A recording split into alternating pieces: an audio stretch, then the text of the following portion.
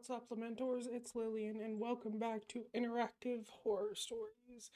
Now, I'm probably going to go through all these for a different video. I actually want to know how all these go, and they sound cool. The titles are intriguing, so for sure, we have to go through all of them.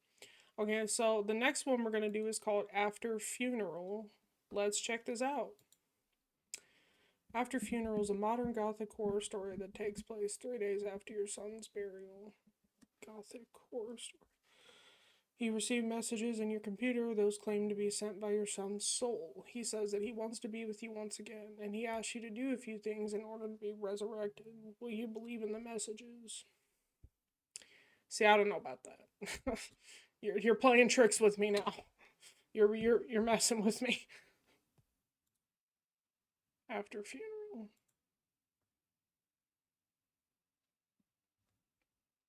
You used to be a father. It has been 3 days since your son Jonathan White was buried in the graveyard of the local church. He was 8 years old. He had golden hair and blue eyes, just like the beloved man in the carpenter's song, Close to You. Since your wife has passed away, giving birth to Jonathan, and since he has been your everything, he was your angel, now he is gone. Oh, that's so sad. So sad to lose a kid. He died on a snowy winter morning. You had gone to market, leaving him alone at home. When you arrived at home, you found Jonathan lying on the bed motionless. His face was covered with this pillow, choked. Police couldn't find any trace of trespassing. Oh, wow.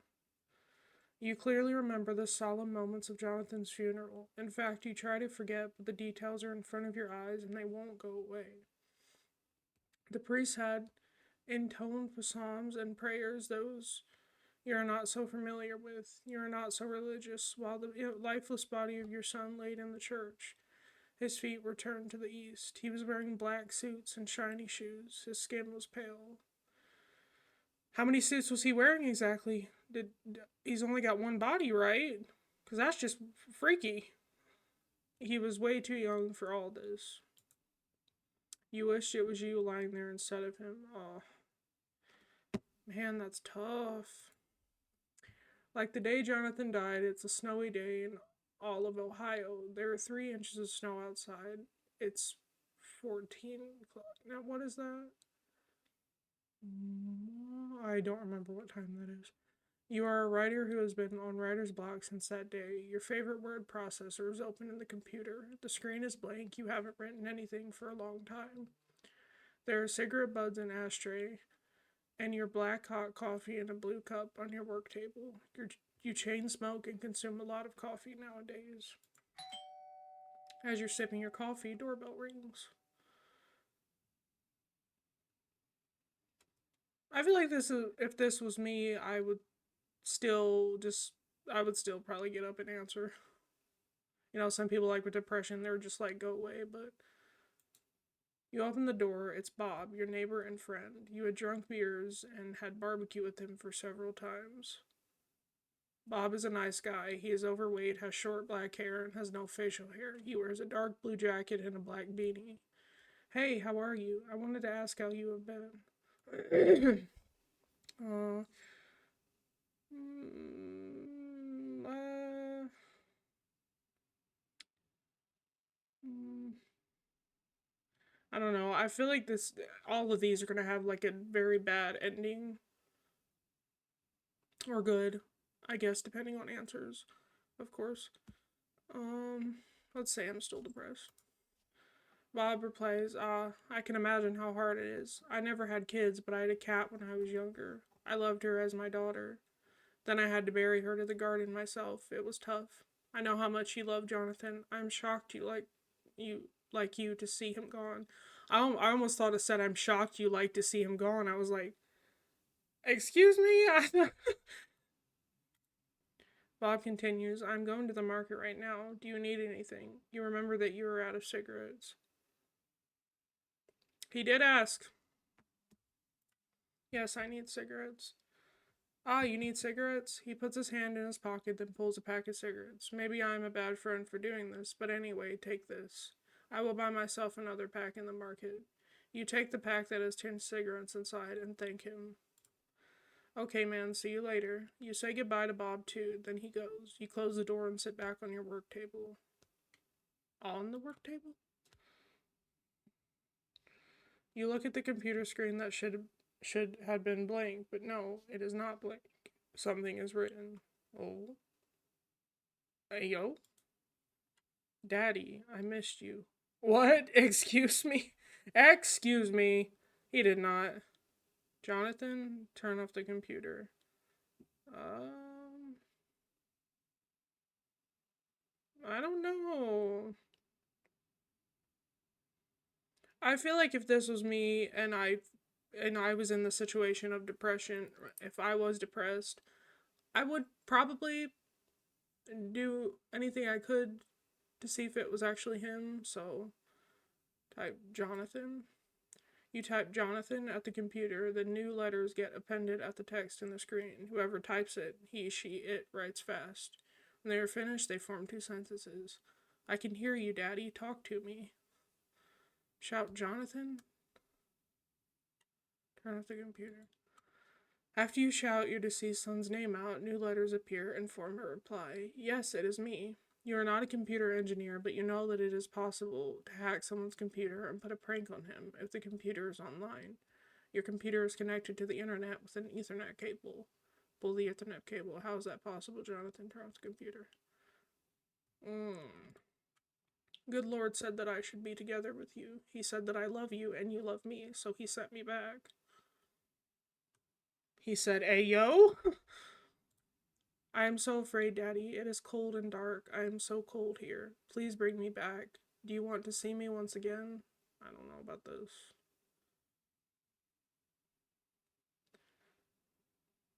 I don't know. I feel like something like really sinister is gonna happen if we press yes. It's gonna be like Pet Cemetery. He's gonna come back as a demon or something. Oh, okay. I followed up with yes, but now I feel like we should pick no. I'm thinking of what's gonna happen. What? Are you sure, Daddy? I really feel like it's. I don't know. But then a person who hacks just knows that his son died. What? You what? Oh goodness. Well, I don't want to read that. That's bad. I hate you, hate you, hate you, hate you. Oh my god, that's terrible. Then the glass of your monitor gets broken by itself. There is a large crack in the screen that has gone black. You won't be able to use the computer anymore today. After the scary and annoying text you receive, you no longer experience anything supernatural today. You finish half of the cigarettes you got from Bob. You don't want to write anything. You can't do it even if you want to. You need to buy a new monitor first. It's midnight and you decide to sleep, so you take your sleeping pills. It takes 1 to 2 hours to fall asleep. You see your deceased pretty wife in your dream, except that she is not pretty anymore because she is a rotten corpse, a skeleton to be exact, lying within her coffin. You can't expect much to be left from her body after 8 years of death and decay. What makes this dream worse is the fact that she is moving. She writhes inside the coffin. You can feel her pain and despair from how her body parts are moving. Ew. You wake up to the sound. I'm so tense that that doorbell scared me. You wake up to the sound of the doorbells. The door rings. The what? The door rings bell. The doorbells ring. You take a look at the clock. It's 10 a.m.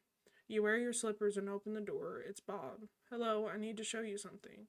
He holds a newspaper in his hand. There is anxiety on his face. You take the newspaper. It's Ohio's local newspaper. Another kid choked to death.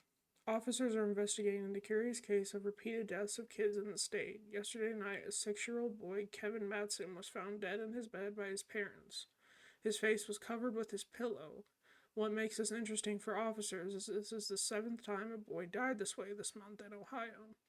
Recently, 8-year-old Jonathan White also died with a pillow on his face. Sheriff Wolcott states that he finds the recent events quite interesting. Well, that's weird. The end. That's it? Learn what happened to other babies. Well, alright. See, I wonder what would have happened if we would have picked the other answer. I kind of want to find that out. Let's find that out. At a funeral is a Gothic horror story. Okay. So,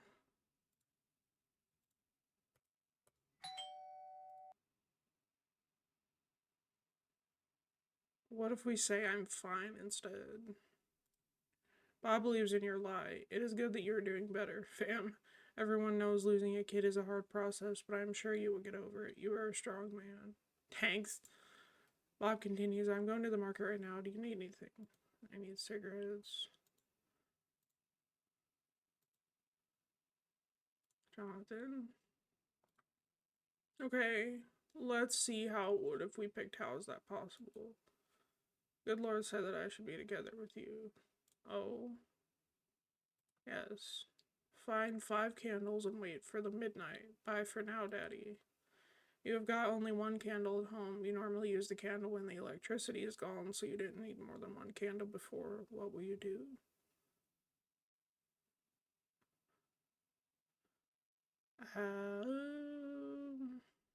Maybe let's go outside. So you wear your long beige coat and black leather boots and walk to the market to buy 4 candles, then you return home. Why not get out? At home, you wait in front of your monitor. Nothing happens till midnight. Then a new message appears on the screen. I am back, Daddy. Did you bring the candles? Yes. Good. Let me explain how you can bring me back.